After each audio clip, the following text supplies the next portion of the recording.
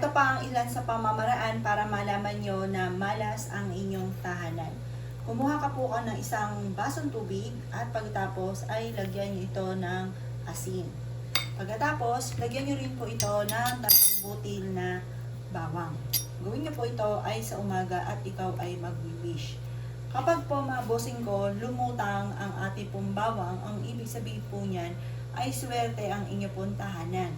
Kapag naman ito ay lumubog, ay may mga negative energy sa inyong pong tahanan. Ang gagawin nyo po dito mga bossing, kapag po ganyan, hayaan nyo lamang po siya ng good for 1 week. Kailangan mga bossing ko, malinis, ma-maintain ang kalinisan. At yan po mga bossing ko, kapag napansin yung wala pang 1 week, maalikabok na, madumi na, itapon nyo na po siya. Ang pagtatapon nito ay sa lababo, tapos buksan nyo ng maigi ang inyong pong gripo at itapon ang bawang.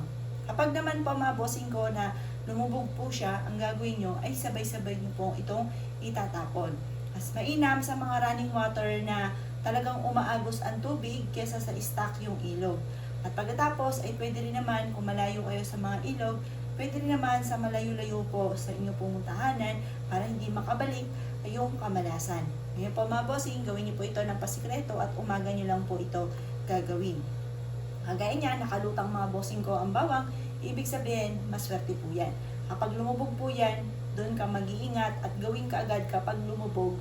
Ito po, gawin ka agad yung nabanggit ko na itapon nyo sa malayo, sa running water, or kaya po sa malayo-layo sa lugar po ninyo, sa bahay po ninyo.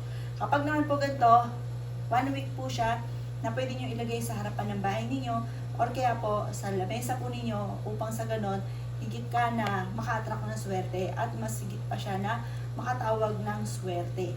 Ngayon pa mga bossing, yan po yung mga sinyales at pamahiin na dapat natin gawin, lalo na kapag feeling ninyo ay parang may kakaiba sa inyong puntahanan.